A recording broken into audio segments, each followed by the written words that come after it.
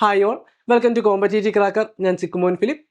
അപ്പം നമ്മൾ ഇന്ന് എത്തിയിരിക്കുന്നത് അക്കൗണ്ടൻസിയിലെ കുറച്ച് ചോദ്യങ്ങൾ പരിചയപ്പെടുവാനായിട്ടാണ്. നമുക്ക് ആദ്യത്തെ ചോദ്യം നോക്കാം. ഒരു മാച്ച് ദ ഫോളോവിംഗ് ആണ്. നമ്മുടെ കൺസെപ്റ്റുകൾ തന്നിരിക്കുന്നു, അതിൻ്റെ എക്സ്പ്ലനേഷൻ ആണ് ഇപ്പോൾ തന്നിരിക്കുന്നത്.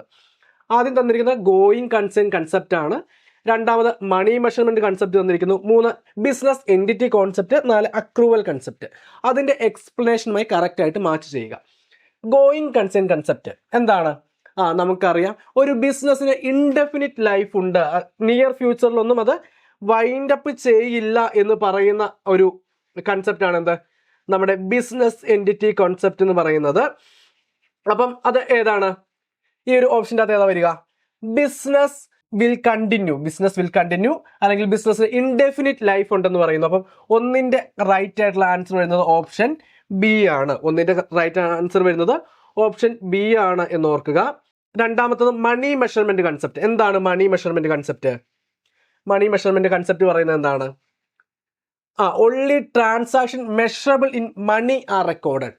അക്കൗണ്ടൻസിയിൽ പൈസയിൽ മൂല്യം നിർണ്ണയിക്കാൻ പറ്റുന്ന ആ ട്രാൻസാക്ഷൻസ് മാത്രമേ റെക്കോർഡ് ചെയ്യാവൂ എന്നാണ് മണി മെഷർമെന്റ് കൺസെപ്റ്റ് പറയുന്നത്. ഒന്നാമത്തേൻ്റെത് ബിയും രണ്ടിൻ്റേത് സിയുമാണ് വരുന്നത്. അടുത്തത് ബിസിനസ് എൻറ്റിറ്റി കോൺസെപ്റ്റ്. എന്താണ് ബിസിനസ് എൻറ്റിറ്റി കോൺസെപ്റ്റ്? ബിസിനസ്സിനും ഓണർക്കും ഒരു ഡിഫറൻ്റ് ആയിട്ടുള്ള എക്സിസ്റ്റൻസ് ഉണ്ട്, അല്ലെങ്കിൽ ബിസിനസ് എന്നതൊരു സെപ്പറേറ്റ് എൻറ്റിറ്റി ആണ് എന്നാണ് പറയുന്നത്. അതായത് ഒരു മനുഷ്യനെ പോലെ തന്നെ ഒരു കമ്പനിക്ക് എന്ത് ചെയ്യാൻ പറ്റും? പ്രോപ്പർട്ടീസ് ഹെൽഡ് ചെയ്യാനായിട്ട് പറ്റും, ആർക്കെങ്കിലും എതിരെ കംപ്ലൈൻറ്റ് ചെയ്യാനായിട്ട് പറ്റും, അതുപോലെ ആർക്കെങ്കിലും കമ്പനിക്കെതിരെയൊക്കെ എന്ത് ചെയ്യാൻ പറ്റും? കംപ്ലൈൻറ്റ് ചെയ്യാൻ പറ്റും. അതിനൊരു ലീഗൽ സ്റ്റാറ്റസ് ഉണ്ട്. അതാണ് നമുക്ക് പറയുന്നത് എന്താ? Business entity concept. നമുക്കറിയാം, ഒരു കോമൺ സീൽ ഉണ്ട് ബിസിനസ്സിനൊക്കെ, അല്ലേ? അപ്പം അതാണ് ബിസിനസ് എൻറ്റിറ്റി കോൺസെപ്റ്റ്. അപ്പം എൻറ്റിറ്റി കോൺസെപ്റ്റ് പറയുന്നത് ഏതാണ്? Business and owner are separate entities. ബിസിനസ്സും ഓണറും രണ്ട് വ്യക്തികളാണെങ്കിൽ രണ്ട് ഘടകങ്ങളാണ് എന്ന് പറയുന്നു. അപ്പം മൂന്നാമത്തേൻ്റെ ആൻസർ വരുന്നത് ഓപ്ഷൻ എ ആണ്. അടുത്ത നാലാമത്തത് accrual concept. Revenue and expenses are recorded when they are incurred, not when cash is paid or received. അതായത് എപ്പോഴാണ് ട്രാൻസാക്ഷൻസ് റെക്കോർഡ് ചെയ്യുന്നത്? റവന്യൂ അല്ലെങ്കിൽ എക്സ്പെൻസ് ഒക്കെ ഇൻകർ ആവുന്നത് എപ്പോഴാണോ അപ്പോഴാണ് നമ്മൾ എന്ത് ചെയ്യുന്നത്? ഒരു ട്രാൻസാക്ഷൻ റെക്കോർഡ് ചെയ്യുന്നത്. അല്ലാതെ ക്യാഷ് കയ്യിൽ കിട്ടുമ്പോൾ അല്ല എങ്കിൽ ആ ക്യാഷ് നമ്മൾ പേ ചെയ്യുമ്പോഴല്ല റെക്കോർഡ് ചെയ്യുന്നത് എന്നാണ് അക്രൂവൽ കൺസെപ്റ്റ് പറയുന്നത്. അപ്പോൾ നമ്മുടെ ആൻസർ ഏത് വരും? ഒന്നിൻ്റെ ആൻസർ ഏത് വന്നിരിക്കുന്നത്? ഒന്നിൻ്റെ ആൻസർ ബി ആണ്. രണ്ടിൻ്റെ ആൻസർ വന്നിരിക്കുന്നത് സി ആണ്. മൂന്നിൻ്റെ ആൻസർ എ. നാലിൻ്റെ ആൻസർ ഡി. ഇങ്ങനെയാണ് നമ്മൾ കറക്റ്റായിട്ട് മാച്ച് ചെയ്യുക. അപ്പോൾ നമുക്ക് ആൻസർ നോക്കാം. ഏതാണ് കറക്റ്റ് ആയിട്ടുള്ള ഓപ്ഷൻ? ഓപ്ഷൻ ഡി ആണ്. 1 B, 2 C, 3 A and 4 D. Option D ആണ് റൈറ്റ് ആൻസർ. നമുക്ക് അടുത്ത ചോദ്യത്തിലേക്ക് പോകാം. Consider the following statement regarding working capital requirement. Working capital റിക്വയർമെന്റുമായി തന്നിരിക്കുന്ന സ്റ്റേറ്റ്മെന്റ് പരിശോധിക്കുക. ഒന്നാമത്തെ സ്റ്റേറ്റ്മെന്റ് പറയുന്നു, in highly competitive market firms need to maintain higher working capital due to large inventories and receivables. അതായത് ലാർജ് കോമ്പറ്റീറ്റീവ് ആയിട്ടുള്ള മാർക്കറ്റിൽ ഒരു company എന്ത് ചെയ്യണം? കൂടുതൽ വർക്കിംഗ് ക്യാപിറ്റൽ കൈവശം വെക്കണം എന്ന് പറയുന്നു. രണ്ടാമത്തെ സ്റ്റേറ്റ്മെന്റ് ഇതാണ്, prompt and adequate supply allow firm to maintain low inventory level. Adequate and prompt supply എന്ത് ചെയ്യുന്നു? നമ്മുടെ ഫേമിനെ ഇൻവെന്ററി ലെവൽ കൃത്യമായി മെയിൻറ്റെയിൻ ചെയ്യാൻ അല്ലെങ്കിൽ ലോ ആയിട്ട് മെയിൻറ്റെയിൻ ചെയ്യുവാനായിട്ട് സഹായിക്കുന്നു എന്ന് പറയുന്നു. മൂന്നാമത്തെ സ്റ്റേറ്റ്മെന്റ് പറയുന്നു, if raw materials are available only seasonally firm may need to carry large inventories year round. ഈ മുകളിൽ തന്നിരിക്കുന്ന സ്റ്റേറ്റ്മെന്റിൽ ഏതൊക്കെയാണ് ശരി എന്നാണ് ചോദിക്കുന്നത്. നമുക്കറിയാം, വർക്കിംഗ് ക്യാപിറ്റൽ എന്ന് വെച്ച് കഴിഞ്ഞാൽ എന്താണ്? ഒന്നാമത്തെ സ്റ്റേറ്റ്മെന്റ് എന്താണ് പറയുന്നത്? ഇൻ ഹൈലി കോമ്പറ്റീറ്റീവ് ആയിട്ടുള്ള മാർക്കറ്റിൽ എന്താണ്? ഒരു firm need to maintain higher working capital. കൂടുതൽ വർക്കിംഗ് ക്യാപിറ്റൽ വെക്കണം. എന്തിനു വേണ്ടിയിട്ടാണ്? ലാർജ് ഇൻവെന്ററീസും റിസീവബിൾസും ഒക്കെ ആവശ്യമായിട്ട് ഉള്ളത് കൊണ്ട്. അപ്പോൾ ഈ ഒന്നാമത്തെ സ്റ്റേറ്റ്മെന്റ് കറക്റ്റ് ആണ്. രണ്ടാമത്തെ സ്റ്റേറ്റ്മെന്റ് നോക്കാം, prompt and adequate supply allow firm to maintain low inventory level. ഈ ഒരു സ്റ്റേറ്റ്മെന്റും ശരിയാണ്. മൂന്നാമത്തെ സ്റ്റേറ്റ്മെന്റ് എന്താണ്? If raw materials are available only seasonally, seasonally മാത്രം അവൈലബിൾ ആവുന്ന റോ മെറ്റീരിയൽസ് ഒക്കെ ഉണ്ടെങ്കിൽ ഫേം എന്ത് ചെയ്തിരിക്കണം?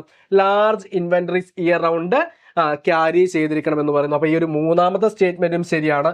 അപ്പം കറക്റ്റ് ആയിട്ടുള്ള ആൻസർ ഇത് വരും നമ്മുടെ option D, all of these. 1, 2, 3 എന്നിവ എന്താണ്? ശരി ഉത്തരങ്ങളാണ്. അപ്പൊ നമുക്ക് അടുത്ത ചോദ്യത്തിലേക്ക് പോകാം. Salary due for the period but not paid is an, അതായത് സാലറി എന്ത് ചെയ്തിരിക്കുന്നു, ഡ്യൂ ആയിരിക്കുകയാണ്, അത് നമ്മൾ പേ ചെയ്തിട്ടില്ല. അത് ഒരു ബിസിനസ്സിനെ സംബന്ധിച്ച് ഇൻകം ആണോ, എക്സ്പെൻസ് ആണോ, അസറ്റ് ആണോ, ലയബിലിറ്റി ആണോ? നമുക്കറിയാം സാലറി എന്ന് പറയുന്നത് ഒരു ബിസിനസ്സിനെ സംബന്ധിച്ച് എന്താണ്, ഒരു എക്സ്പെൻസ് ആണ്. അവിടുത്തെ എംപ്ലോയിനെ സംബന്ധിച്ച് സാലറി ഒരു ഇൻകം ആകുന്നു. അപ്പോൾ ഈ ഒരു സാലറി അദ്ദേഹത്തിന് നമ്മുടെ എംപ്ലോയിക്ക് കൊടുക്കേണ്ടതായിട്ടുണ്ട്, പക്ഷെ നമ്മൾ കൊടുക്കുന്നില്ല. അപ്പോൾ കമ്പനിയെ സംബന്ധിച്ച് എന്താണ്, അതൊരു ലയബിലിറ്റി ആണ് അല്ലേ? കമ്പനിയെ സംബന്ധിച്ച് അതൊരു ലയബിലിറ്റി ആണ്. അപ്പം ഇൻ കേസ് ആ ഒരു എംപ്ലോയിനെ സംബന്ധിച്ച് എന്താണ്, അതൊരു അസറ്റ് ആണ്. അപ്പം നമുക്ക് അറിയാം നമ്മുടെ പുതിയ PSCയുടെ നോട്ടിഫിക്കേഷൻ വന്നിട്ടുണ്ട്. കാറ്റഗറി നമ്പർ 363/2025, 364/2025 നമ്മുടെ BComകാർക്ക് മാത്രം അപ്ലൈ ചെയ്യാൻ പറ്റുന്ന ഒരു പോസ്റ്റ് അല്ലേ? Accountant, junior accountant, assistant manager എന്നീ പോസ്റ്റിലേക്കാണ് നോട്ടിഫിക്കേഷൻ വിളിച്ചിരിക്കുന്നത്. നമുക്കറിയാം ജനറൽ PSCനെ വെച്ച് നോക്കുകയാണെങ്കിൽ കോമ്പറ്റീഷൻ വളരെ കുറവാണ്. കാരണം അവിടെ 2 ലക്ഷം 3 ലക്ഷം ആളുകൾ എഴുതുമ്പോൾ അതിനേക്കാൾ വളരെ കുറവ് ആളുകളായിരിക്കും നമ്മുടെ ഈ ഒരു എക്സാം അറ്റൻഡ് ചെയ്യുക. അതുപോലെ തന്നെ കട്ട് ഓഫ് ആണെങ്കിലും നമ്മുടെ ജനറൽ PSCയായിട്ട് കമ്പയർ ചെയ്യുമ്പോൾ അത്യാവശ്യം വ്യത്യാസമുള്ള കട്ട് ഓഫ് ആണ് വരിക. ഒരുപാട് അവസരങ്ങളുണ്ട്, ഒരുപാട് കമ്പനികളിലേക്ക് നമുക്ക് അപ്പോയിൻമെന്റ് ലഭിക്കുന്നതാണ്. അപ്പം നമുക്കറിയാം കഴിഞ്ഞ ഒരു നോട്ടിഫിക്കേഷൻ പരിശോധിക്കുകയാണെങ്കിൽ ഇതുവരെ റാങ്ക് ലിസ്റ്റിന്റെ കാലാവധി 2026 അവസാനിക്കുന്നത്.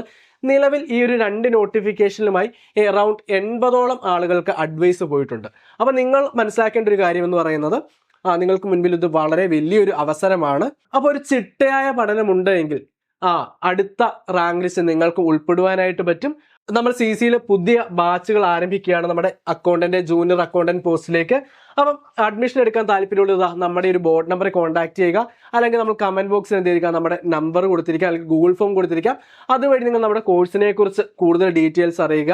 നമുക്ക് ഡെയിലി എക്സാമുകളുണ്ട്, അതുപോലെ തന്നെ ലൈവ് ക്ലാസ്സുകൾ, റെക്കോർഡഡ് ക്ലാസ്സുകൾ, അതുപോലെ PDF note, special mentorship programme എന്നിവയൊക്കെയാണ് നമ്മുടെ ഈ കോഴ്സിന്റെ പ്രത്യേകത. അപ്പോൾ കൂടുതൽ വിവരങ്ങൾക്ക് എന്ത് ചെയ്യുക, താഴെ കൊടുത്തിരിക്കുന്ന നമ്പർ നിങ്ങളൊന്ന് കോൺടാക്ട് ചെയ്തേക്കുക. അപ്പം നമ്മൾ പറഞ്ഞുകൊണ്ടിരുന്ന ചോദ്യത്തിന് ആൻസർ ലയബിലിറ്റി ആണ് എന്ന് ഞാൻ പറഞ്ഞിരുന്നു. അപ്പോൾ അടുത്ത ചോദ്യത്തിലേക്ക് പോവുകയാണ്. Which of the following stock exchange has it's index named Sensex? Sensex എന്ന പേരുള്ളത് ഏത് സ്റ്റോക്ക് എക്സ്ചേഞ്ചിനാണ്? അതായത് ഏത് സ്റ്റോക്ക് എക്സ്ചേഞ്ചിന്റെ ഇൻഡെക്സിനാണ് സെൻസെക്സ് എന്ന് പേരുള്ളത്? Option A Indian commodity exchange limited, option B Bombay stock exchange, option C Calcutta stock exchange, option D national stock exchange. നമുക്ക് എല്ലാവർക്കും ഇതിന്റെ ആൻസർ അറിയാം അല്ലേ? ഏതാണ്? ബോംബെ സ്റ്റോക്ക് എക്സ്ചേഞ്ച് ആണ്. നമുക്ക് ഏറ്റവും പഴക്കം ചെന്ന ഒരു സ്റ്റോക്ക് എക്സ്ചേഞ്ച് ആണ് നമ്മുടെ ബോംബെ സ്റ്റോക്ക് എക്സ്ചേഞ്ച് എന്ന് പറയുന്നത്. ആ ബോംബെ സ്റ്റോക്ക് എക്സ്ചേഞ്ചിന്റെ ഇൻഡെക്സിനെ വിളിക്കുന്ന പേരാണെന്ത്? സെൻസെക്സ്. നമുക്ക് PSC എക്സാമിന് പ്രീവിയസ് ചോദിച്ചിട്ടുള്ള ചോദ്യമാണ്. ഈ ലാസ്റ്റ് നടന്ന KFC അസിസ്റ്റന്റിന് ഈ ഒരു ചോദ്യം ഉണ്ടായിരുന്നു. അപ്പൊ നമുക്ക് അടുത്ത ചോദ്യത്തിലേക്ക് പോകാം. Carriage inward is an. Carriage inward എന്താണെന്നാണ് ചോദ്യം. Option A prepaid expense, option B outstanding expense, option C indirect expense, option D direct expense. Carriage inward നമുക്ക് എന്താണെന്ന് അറിയാം അല്ലേ? എന്താണ്?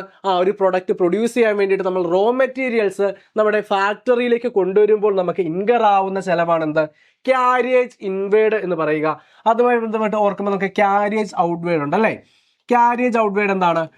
നമ്മൾ പ്രൊഡക്റ്റ് പ്രൊഡ്യൂസ് ചെയ്ത് കഴിഞ്ഞ് അത് മാർക്കറ്റിലേക്ക് കൊണ്ടുപോകുമ്പോൾ ഇൻകർ ആവുന്ന യാത്രാ ചെലവിനെയാണ് നമ്മൾ ക്യാരേജ് ഔട്ട്വേഡ് എന്ന് പറയുക.